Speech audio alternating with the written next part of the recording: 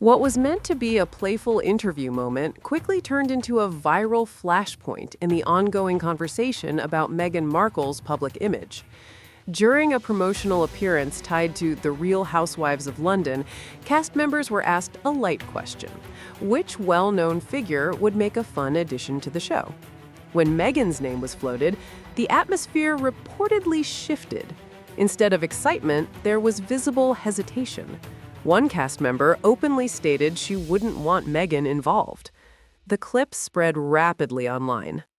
What intensified the reaction wasn't just the rejection, it was what followed. The conversation pivoted almost immediately to praise for Catherine, Princess of Wales. Words like elegant, strong, and impeccable were used. Viewers noticed the contrast. In today's digital ecosystem, perception is everything. A brief moment, captured and replayed millions of times, can shape narratives far beyond its original context. And this moment fed directly into an already growing storyline that Meghan's standing among certain elite social circles may not be what it once was. It's important to note that reality TV commentary does not define public opinion, but symbolism matters, especially when it reinforces broader trends already being discussed. And that brings us to the fashion world. When legendary Vogue editor Anna Wintour was asked about style inspiration, she praised Catherine, Princess of Wales, for her timeless aesthetic and polished presentation. Observers quickly noted that Meghan's name did not enter the conversation. Silence, in certain industries, can speak loudly. Fashion is not just about clothing, it is about influence, consistency, and a long-term positioning. Catherine has spent over a decade building relationships with designers, frequently spotlighting British fashion houses like Alexander McQueen. Her style evolution has been steady and deliberate. Meghan, on the other hand, has taken a different path. Since stepping back from senior royal duties, she has leaned into a more California-inspired aesthetic, while attempting to build a lifestyle brand identity. Supporters argue this reflects independence. Critics say the transition has lacked clarity. The comparison is constant, and that may be the real issue. For Meghan, public life in America was expected to offer new opportunities. Instead, the environment appears more competitive and less forgiving than anticipated. Celebrity alignment today is strategic. Public figures are increasingly careful about associations that could bring controversy. That doesn't necessarily mean rejection, it may simply mean caution. Still, the optics are difficult to ignore. While Catherine's December carol service at Westminster Abbey featured respected actors and cultural figures, Meghan's recent Netflix project generated more debate than buzz. Streaming success is not measured by headlines alone. Engagement numbers, critical reception, and longevity determine cultural impact. And in a crowded content landscape, even well-known names struggle to dominate attention. Another factor fueling discussion is brand performance. Meghan's lifestyle venture has faced scrutiny over traffic numbers and product positioning. Online analytics platforms have been cited by commentators comparing her website visits to established lifestyle brands like Goop, founded by Gwyneth Paltrow. While early-stage brands often take time to grow, critics argue expectations were set significantly higher. The reality is this: celebrity does not automatically translate to commercial dominance. Audience trust must be cultivated, and today's consumers are increasingly skeptical of influencer culture. Authenticity has become the currency of relevance. Public figures who appear overly curated risk alienating audiences who value transparency. Ironically, research commissioned by Meghan and Prince Harry's Foundation emphasized exactly that point. Young people reportedly value action over image, impact over popularity. The findings reflect a generational shift toward accountability. The broader question becomes, who embodies those values more convincingly in the public eye? That debate continues. Meanwhile, social media has amplified comparisons between Meghan and Princess Diana, comparisons that have existed since Meghan joined the royal family. Side-by-side fashion photos circulate frequently. Some view them as tribute. Others see calculated branding. Public perception varies dramatically depending on audience bias. But one truth remains consistent. Both Catherine and Meghan represent two distinct approaches to visibility. One is rooted in institutional continuity, the other in independence and reinvention. And in periods of uncertainty, tradition often feels safer to mainstream audiences than disruption.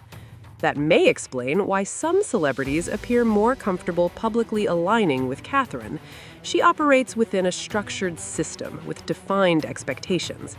Meghan operates outside of it, where success depends entirely on market forces and public favor. That is a far riskier position. The entertainment industry is transactional. Relationships are built on mutual benefit. When a public figure enhances an event's credibility, invitations flow. When they bring unpredictable media storms, doors can quietly close. This does not mean Meghan lacks supporters. She clearly maintains a loyal fan base. But the breadth of elite endorsement appears narrower than it once did. Compare December events.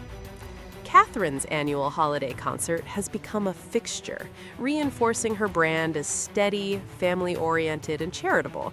The symbolism of returning to public duties after health challenges strengthened public sympathy and admiration. Meanwhile, Meghan's Netflix project attempted to showcase warmth, lifestyle aspiration, and curated domesticity.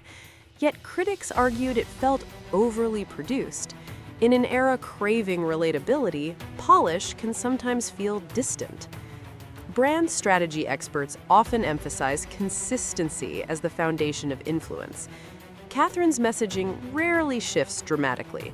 Her themes, early childhood development, mental health awareness, family stability, remain constant. Meghan's messaging has evolved more rapidly. Actress, duchess, activist, podcast host, producer, entrepreneur. Reinvention can be powerful, but too much repositioning can confuse audiences. Confusion weakens brands. Financial analysts point out that sustaining a Montecito lifestyle requires significant recurring revenue. Streaming deals, publishing contracts, and partnerships must maintain momentum. The entertainment industry rarely offers guaranteed longevity. That pressure may contribute to the heightened scrutiny. Observers note that every product launch, interview, or public statement is now interpreted through a competitive lens against the royal family, particularly Catherine. Whether fair or not, the narrative has been framed as rivalry. And rivalry narratives generate clicks. But beyond social media debates lies a deeper issue: long-term identity. Catherine's identity is anchored to the British monarchy. Her future role as queen consort gives her trajectory institutional backing. Meghan's trajectory depends entirely on audience connection. One is stabilized by tradition, the other by market validation. Market validation fluctuates. Some critics argue that Meghan's biggest challenge is perception fatigue. After years of interviews, documentaries, and memoir revelations, certain audiences may simply feel overwhelmed. Not necessarily hostile, just saturated. Public attention cycles are ruthless. The same media ecosystem that elevated Meghan during her royal wedding now dissects every detail of her business ventures. Viral criticism spreads faster than viral praise. Algorithms reward outrage. This dynamic affects everyone in the spotlight, not just her. Still, the contrast narrative persists. When Catherine attends events, headlines emphasize grace and composure. When Meghan appears publicly, headlines often center on controversy or comparison. Whether deserved or not, that framing shapes public memory, and memory shapes legacy. For Prince Harry, the situation carries additional complexity. His memoir and interviews reframed his relationship with the monarchy. That repositioning resonated with some audiences, but alienated others. Brand alignment matters in marriage as well. When one partner faces sustained criticism, it inevitably affects joint ventures. So what happens next? There are three possible paths forward. First, recalibration. A strategic retreat from constant media engagement could allow public fatigue to cool. Second, repositioning. Narrowing focus to a single, deeply authentic cause, rather than multiple simultaneous projects, might rebuild credibility. Third, escalation. Leaning further into controversy to maintain visibility, a high-risk strategy that can deliver short-term attention but long-term damage. History shows that public figures who survive the reputational downturns often choose recalibration over reaction. The broader lesson extends beyond royal drama.